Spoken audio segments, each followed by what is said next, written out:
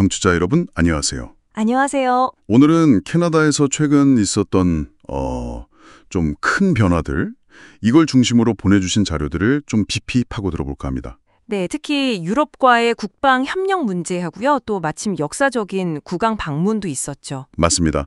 그래서 이 두 가지를 통해서 캐나다의 국제적인 위상, 그리고 또 국내 우선순위가 어떻게 변하고 있는지 그걸 좀 짚어보려고 합니다. 네, 흥미로운 시점인 것 같아요. 특히 마크 카니 총리의 발언이 좀 주목할 만하죠? 네, 캐나다 데이까지 유럽의 국방 재무장 계획, 리암 유럽, 여기에 동참하겠다 뭐 이런 목표를 밝혔다고요. 네. 이게 현재 캐나다 국방 자본 지출의 75%가 미국 쪽으로 간다는데 이거 생각하면 그냥 장비 사는 것 이상의 의미가 있어 보이거든요. 그렇죠.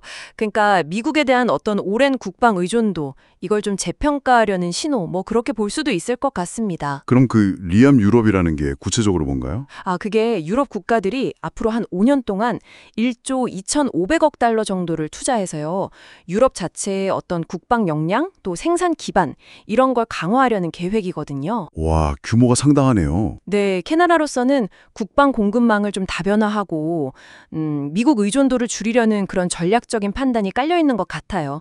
국왕 개원 연설에서 나온 약속하고도 좀 방향이 같고요. 그 개원 연설 얘기는 잠시 후에 더 하고요.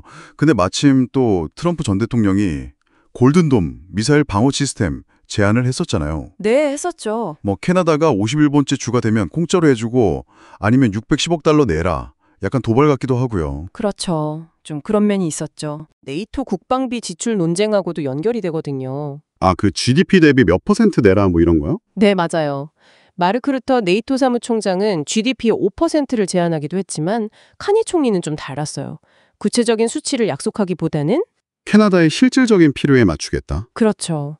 예를 들면 안보, 국경, 북극 방어 문제, 또 네이토 기여도나 비용 효율성, 그리고 이게 캐나다에 어떤 혜택을 주는지 이런 걸 기준으로 삼겠다는 입장이에요. 현재 캐나다 지출이 GDP의 한 1.37% 정도라고 하죠. 네, 그 정도 수준이고 예전 목표는 2030년까지 2%였는데 근데 카니 총리는 더 빨리, 더 많이 지출할 것이라고 했다면서요? 네, 그런 발언을 했어요. 그러니까 어떤 특정 비율에 얽매이기보다는 필요하면 더 유연하게 쓰겠다는 거죠. 올가을 예산안에 이 국방 논의 결과를 반영할 계획이라고 하니까 그때 좀 더 구체적인 그림이 나오지 않을까 싶습니다. 네. 이렇게 국제적인 움직임이 있는 가운데 또 국내적으로는 정말 상징적인 이벤트가 있었어요. 바로 찰스 3세 국왕이 직접 한 국왕 개원 연설입니다. 맞습니다. 이게 군주가 캐나다 의회에서 직접 연설한 게 역사상 3번째라고 하더군요. 정말 드문 일이네요. 네, 그 자체로 상징성이 엄청 크죠. 어떻게 보면 캐나다가 입헌 군주제 국가로서 자기만의 어떤 주권, 정체성 이런 걸 좀 강조하려는 움직임으로 해석될 수 있어요. 특히 국왕이 강하고 자유로운 캐나다 이런 표현을 썼다고 하던데 이것도 좀 의미심장하게 들리는데요. 혹시 미국과의 관계를 염두에 둔 걸까요? 그럴 가능성도 충분히 있죠. 현재 미국과의 관계 속에서 캐나다의 어떤 독자성, 이걸 부각하려는 의도로 읽힐 여지도 있고요. 또 최근 찰스 국왕 지지율도 좀 오르고 있다고 하고 왕실이 어떤 안정성의 상징 같은 역할도 하니까요. 연설에서 구체적인 국내 정책 방향들도 제시됐다고 들었습니다. 네, 그게 원래 국왕 개원 연설의 역할이죠.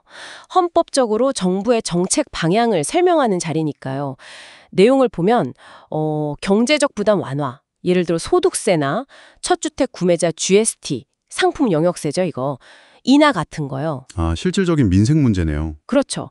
그리고 국가 인프라 강화, 국내 교역 활성화, 또 국경 관리 강화, 이민 시스템 재조정, 원주민과의 화해 증진, 이런 국내 현안 해결에 좀 초점을 맞춘 내용들이었습니다. 방문 당시 분위기도 좀 특별했다고 하던데요. 환영 인파도 많았고 국왕이 직접 사람들하고 소통하는 모습도 보이고. 네, 맞아요.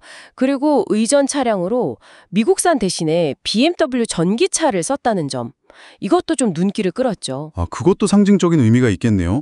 비미국산 차량? 네, 존 프레이저 같은 평론가는 이런 어떤 격식 파괴적인 모습이랑 강력한 주권 메시지를 보여준 게 인상적이었다.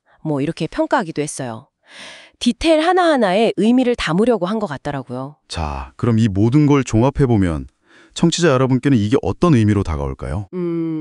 그러니까 캐나다가 한편으로는 국왕 방문 같은 상징적인 이벤트를 통해 자기만의 고유한 정체성을 좀 다지고 또 다른 한편으로는 특히 국방 분야를 중심으로 해서 국제 관계를 아주 적극적으로 재조정하고 있다. 뭐 이런 신호로 읽을 수 있을 것 같아요. 두 사건이 별개가 아니라 연결되어 있다는 말씀이시죠? 네, 정확히 그렇습니다. 유럽과의 국방 파트너십 다변화 시도는 어떻게 보면 변화하는 미국과의 관계를 좀 관리하고 전략적인 자율성을 확보하려는 노력의 일환으로 보이고요. 그리고 국왕 개원 연설은 이런 외교적인 전환 속에서 캐나다의 어떤 국내적인 방향성, 이걸 제시하면서 내부 결속을 다지려는 의도도 보여주는 거죠.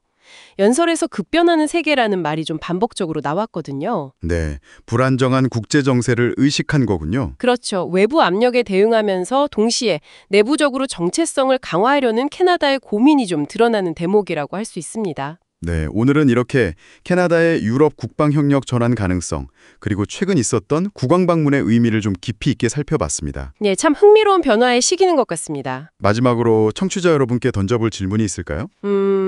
네, 이런 질문을 한번 던져보고 싶네요.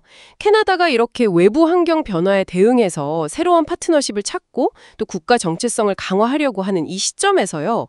국왕 개원 연설에서 언급된 쇄신이나 변혁, 이걸 정말로 이루려면 내부적으로는 어떤 조정이 필요하게 될까요?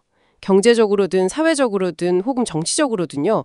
이 점을 앞으로 계속 주목해 볼 필요가 있을 것 같습니다. 네, 오늘 말씀 감사합니다. 감사합니다.